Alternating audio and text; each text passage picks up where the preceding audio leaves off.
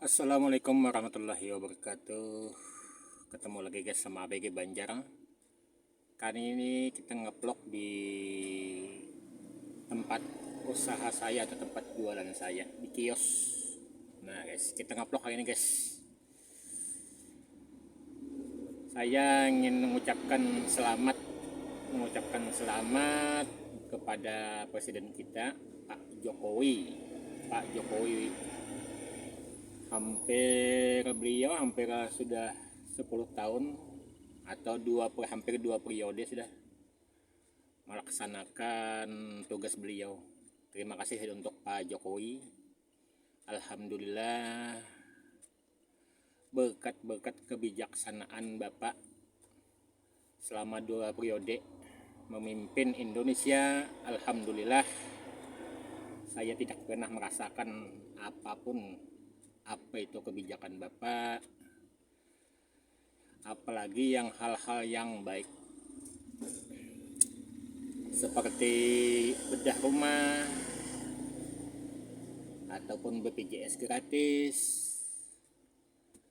ataupun apa itu bantuan untuk UMKM dan lain-lainnya lah, bantuan yang bersifat sosial bagi rakyat yang tidak mampu. Alhamdulillah, hampir 10 tahun Anda menjabat di negeri ini, saya tidak pernah merasakan apapun bentuknya itu. Jadi ya kawan-kawan, saya kita cerita guys sambil jualan, mungkin nanti ada yang selingan ya guys kalau sambil melayani orang kalau ada yang beli. Jadi saya mau cerita nih buat kawan-kawan yang di rumah, khususnya subscriber ABG Banjar dimanapun Anda berada. Jadi saya tidak pernah merasakan pun apa itu kebijakan katanya yang menguntungkan rakyat, yang pro rakyat, atau yang apa kata Ibu Mega tuh, wong cilik. Nah, tidak pernah merasakan saya itu. Bahkan ini usaha tempat saya saat ini semakin lama semakin sepi, karena di era Bapak ini hampir 10 tahun Anda menjabat sebagai Presiden RI,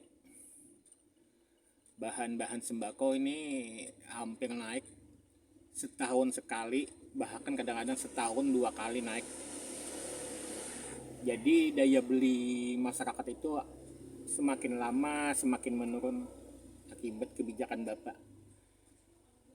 Bahan bakar naik, semuanya naik, apalagi saat ini beras masih harga tinggi.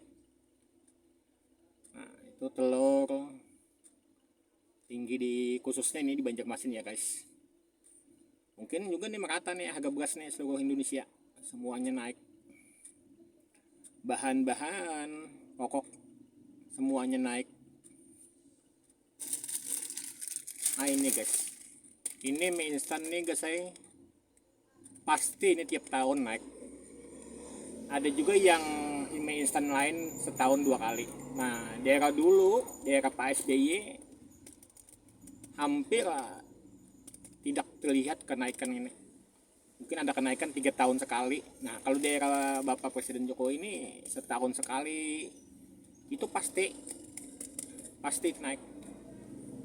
Apalagi itu tembakau, wow. Jadi semuanya guys, semuanya kebutuhan 9 bahan pokok itu naik semuanya. Jadi daya beli masyarakat ini menurun akibat itu naik tadi. Jadi kenaikan barang itu juga menghambat daya beli masyarakat untuk berbelanja ke warung, ke kios ataupun ke pasar. Dan juga yang lebih parahnya itu saya tidak pernah merasakan bantuan dari Pak Jokowi. Orang pada kami dapat bedah rumah, kami tidak pernah dapat bedah rumah. Padahal rumah saya itu sangat layak untuk dibedah. Itu kartu BPJS gratis bagi yang tidak mampu, saya juga tidak pernah dapat. yang terdampak COVID-19 di tahun 2021 sampai 2000 berapa itu 2002. Saya tidak pernah merasakan juga bantuan, apalagi ini yang bantuan UMKM. Sedikit pun saya tidak pernah merasakan dapat bantuan dari Pak Jokowi, dari pemerintah pusat. Nah itu guys, jadi semakin lama semakin hilang para pembeli. Nah, dulu saya nggak sempat ngomplok. Kalau ngoplok-ngoplok kalau di warung gini nggak bisa. Kenapa? Udah dulu rame guys. Lagi kebijakannya masih berpihak kepada rakyat. Jadi itu masih rame. Nggak bisa saya ngoplok di warung gini. Bicara sedikit aja ada yang beli, bicara sedikit ada yang beli. Ini, nah dari tadi sudah hampir 2 jam nggak ada yang beli. Jadi kebutuhan kita sehari-hari meningkat. Jadi pemasukan kurang, kebutuhan terus meningkat. Jadi tidak seimbang. Itulah yang masyarakat ini gelisah saat ini. Bagaimana pemasukan bisa seimbang dengan pengeluaran. Kita ini pengeluaran pasti hari-hari. Misalnya 100.000 per hari. Beli beras, beli ikan, beli minyak goreng, dan lain-lain. Nah, kan itu pasti itu pengeluaran. Pemasukan makin lama makin payah.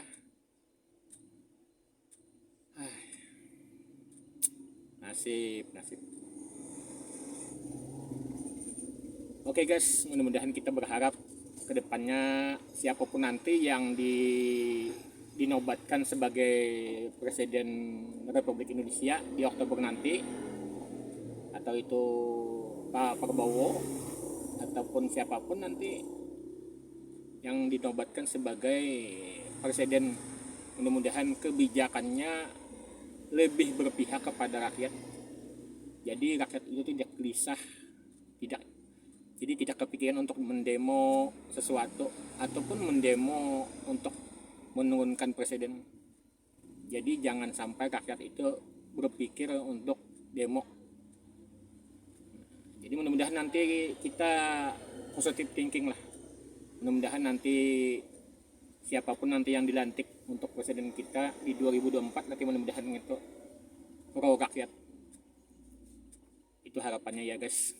Mudah-mudahan lebih berpihak lah gitu kepada rakyat Indonesia, agar rakyat ini bisa tenang hidupnya, menjaga keseimbangan masuk dan keluarnya. Oke, kita berdoa sama-sama aja ya guys. Mudah-mudahan siapapun nanti yang dilantik sebagai Presiden Republik Indonesia 5 tahun mendatang, mudah-mudahan itu berpihak, kebijakannya lebih berpihak kepada rakyat. Mudah-mudahan kita berdoa sama-sama. Oke guys, sampai di sini dulu guys ocehan saya tentang kebijakan yang tidak pro rakyat. Akhirnya rakyat ngeluh dan bisa ikut demo dan berpikiran yang mungkin yang tidak baik lah kepada pemerintah. Jadi jangan dibuat rakyat ini berpikir yang tidak baik kepada pemerintah akibat kebijakan tadi yang tidak pro rakyat. Oke, wassalam dari saya. Jika suka video ini like, yang kepingin komen di kolom komentar. Assalamualaikum warahmatullahi wabarakatuh.